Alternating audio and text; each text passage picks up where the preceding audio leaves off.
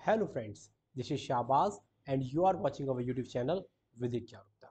जैसा कि आप जानते हैं कि इस चैनल के माध्यम से समय समय पर वीडियो बना के हम आपको अवेयर करते हैं अपकमिंग वैकेंसीज के बारे में, जुडिशियल एग्जाम की आप प्रिपरेशन कैसे कर सकते हैं और भी बहुत सारी इंपॉर्टेंट चीज़ों के बारे में। और आज का टॉपिक भी बड़ा इंपॉर्टेंट होने वाला है। जैसा आप जानते हैं कि मेंस एमपीसीजे का मेंस का एग्जाम लास्ट मंथ अगले महीने होने वाला है।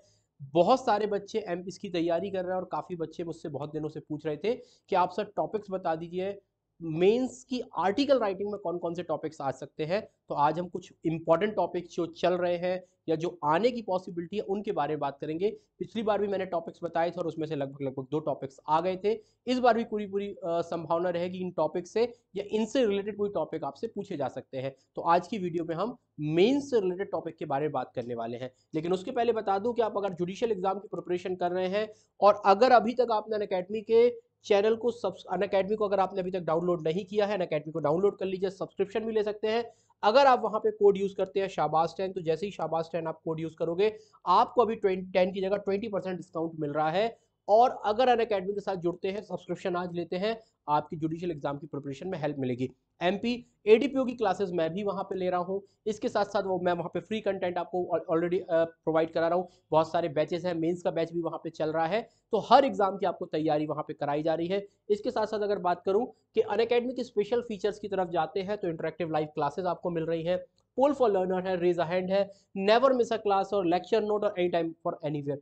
ये अनअकैडमी के वो फीचर्स हैं जिनके साथ अगर आप जुड़ते हैं आपको बहुत ज्यादा फायदा होने वाला है। अगर हम बात करें प्राइसिंग की तरफ, देखिएगा अभी मैं बता देता हूं कि अगर आप अभी प्राइसिंग कर ले रहे हैं, अगर अनअकैडमी से ऑलरेडी जुड़े हैं या अभी आप जुड़ना चाहते हैं, तो अगर आप 22 की रात 11:59 तक अगर सब्सक्रिप्शन लेते हैं तो आप सब्सक्रिप्शन देख सकते हैं कि कितनी मतलब कम। अगर 24 मंथ का सब्सक्रिप्शन लेते हैं 24 महीने का, तो आपको केवल 55,000 रुपए में मिल रहा है। ठीक है, बाकी आप जाते हो दिल्ली वगैरह में कोचिंग वगैरह में 3-3 साढ़े 3-3 लाख। लेकिन यहाँ पे जो कंटेंट, प्राइसिंग तो छोड़ दीजिए, जो कंटेंट प्रोवाइड किया जा रहा है वो भी बेस्ट कंटेंट है। बस आपको कोड यूज करना है, मैंडेटरी होगा ये कोड यूज करना, शाबाश 10। अगर आप ऐप को डाउनलोड करते हैं तो भी कर लीजिएगा। डिस्क्रिप्शन बॉक्स में आपको टेलीग्राम का नंबर मेरा लिंक मिल जाएगा, उस लिंक को कर लीजिए फॉलो और यूट्यूब चैनल को कर लीजिए फॉलो। बहुत मजेदार वीडियोस लेके आएंगे, कल से एक सीरीज भी लेके आ रहे हैं। वो सीरीज आपकी एडीपीओ से रिलेटेड होने वाली है और यूट्यूब में मैं लाइव कराऊंगा। चलिए आज के टॉपिक की तरफ आ जाते हैं जो बड़ा इंपॉर्टेंट टॉपिक होने वाला है। अब आज हम इस टॉपिक में बात करने वाले हैं किस चीज के बारे में, एक बड़ी इंपॉर्टेंट चीज के बारे में। आप देख पा रहे होंगे हेडिंग में एमपीसीजे आर्टिकल राइटिंग के हम बारे में बात करने वाले हैं कि भैया आर्टिकल राइटिंग के संबंध में। तो आप देख पा रहे हो ऊपर जैसे आर्टिकल राइटिंग जो मेंस एग्जाम में पूछा जा सकता है उसके मोस्ट इंपॉर्टेंट टॉपिक्स क्या होंगे, तो मैं आपको थोड़ा सा बताता हूं। तो देखिए जो मेरे हिसाब से सबसे इंपॉर्टेंट टॉपिक्स हैं उनमें से सबसे इंपॉर्टेंट टॉपिक है, ये मतलब कोई सीक्वेंस में नहीं है कि पहला वाला सबसे ज्यादा इंपॉर्टेंट है दूसरा वाला उससे कम, ये सारे के सारे इंपॉर्टेंट है। तो हम देख सकते हैं आजादी का अमृत महोत्सव। बहुत समय से देखा है, मैं जब से 7-8 साल से पेपर एनालिसिस तो कर ही रहा हूं, उसमें देखा है कि जो भी सरकार की योजनाएं होती हैं, जो भी लेटेस्ट योजनाएं होती हैं और ऐसी योजनाएं जो बहुत समय, बहुत बड़े क्षेत्र को या इंपॉर्टेंट योजना उनको, अभी अभी आपको पता चला होगा 75 साल हो गए हमें आजाद हुए और हम मना रहे हैं आजादी का अमृत महोत्सव। पूछा जा सकता है आजादी का अमृत महोत्सव को डायरेक्टली भी पूछ सकता है इस योजना के बारे में, या पूछ सकता है कि 75 ईयर्स जो आजादी के हुए हमने क्या पाया क्या खोया। तो एक टॉपिक आपका हो सकता है कि ये जो 75 ईयर है डायरेक्ट या इनडायरेक्ट इससे आपसे पूछा जा सकता है।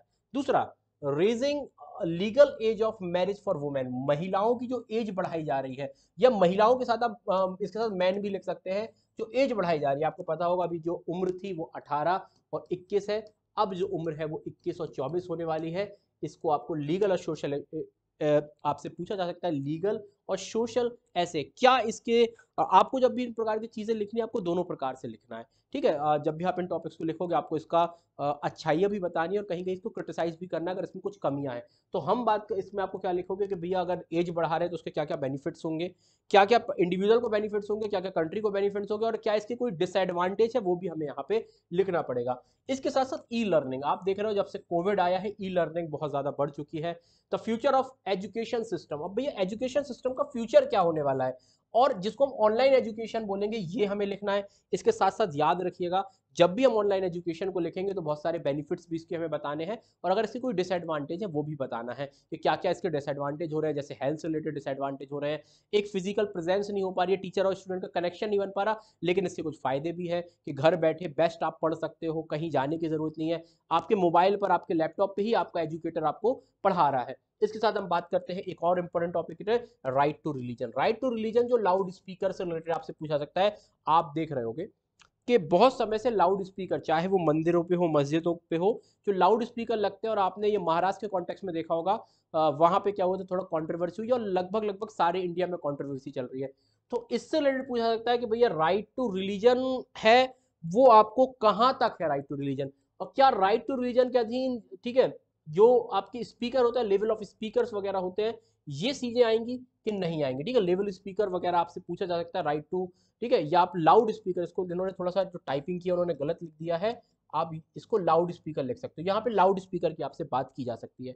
इसके साथ साथ पूछा जा सकता है कि राइट टू रिलीजन है क्या वो कहां तक एक्सटेंड होगा, और जो राइट टू जो हमें फ्रीडम्स दी गई हैं उन फ्रीडम को कहां तक हम लेके जाएंगे। आप देखिए आर्टिकल आपको 25 में भी पता होगा, ये लीगल आपसे पूछा सकता है। 25 में हेल्थ सेफ्टी वगैरह के बारे में बात की है। हेल्थ, तो हेल्थ वहां पे क्या है, रिस्ट्रिक्शन है, तो क्या ये हेल्थ के अधीन आएगा या नहीं, ये हो गया।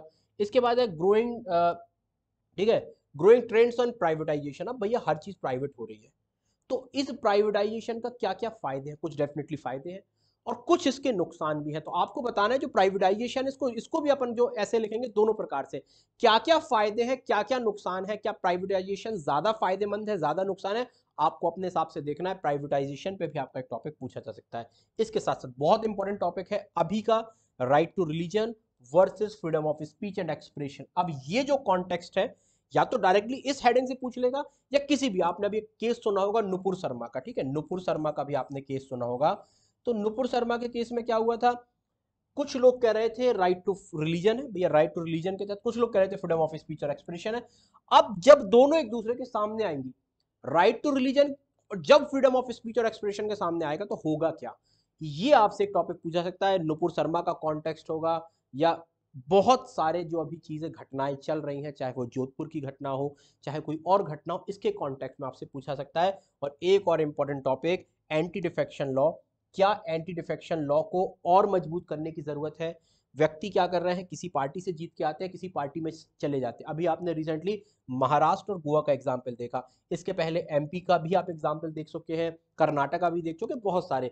तो ये एंटी डिफेक्शन लॉ से रिलेटेड पूछ सकता है, क्या एंटी डिफेक्शन लॉ सही है, क्या इसको और मजबूत करने की जरूरत है, क्या जैसा है वैसे ही बना हो रहना चाहिए। कुछ सजेशंस आपसे मांग सकता है कि कैसे इसको ठीक किया जा सकता है, कैसे जो व्यक्ति किसी पार्टी से जीत के आते हैं दूसरी पार्टी में जाते हैं, इसको क्या किया जा सकता है। ये सारे के सारे आपसे टॉपिक यहाँ पे पूछे जा सकते हैं, और डेफिनेटली ये टॉपिक आपके लिए बड़े इंपॉर्टेंट हो सकते हैं, और आप इनसे जुड़िए। इसके साथ साथ मैं आपको बता दूं, जुडिशियल एग्जाम के साथ साथ एडीपीओ की भी बैचेस चल रहे हैं, उनके लिए आप, ठीक है, क्या कर सकते हैं, मुझसे संपर्क कर सकते हैं, डिस्क्रिप्शन बॉक्स में आपको उसका नंबर मेरा मिल जाएगा, उससे रिलेटेड आप संपर्क कर सकते हैं। उसके लिए टेस्ट सीरीज के लिए भी आप संपर्क कर सकते हैं, और अनअकैडमी में आप बैचेस भी ले सकते हैं। बहुत सारी चीज़ें चल रही हैं। वीडियो अच्छी लगे तो वीडियो को क्या कर दीजिए, लाइक करिए, चैनल को सब्सक्राइब कर दिए, ऐसे ही वीडियो लेके आएंगे। और साथ साथ बहुत कल ही से शायद आपको लाइव क्लासेस यूट्यूब में भी देखने को मिल जाएंगी। Thank you very much.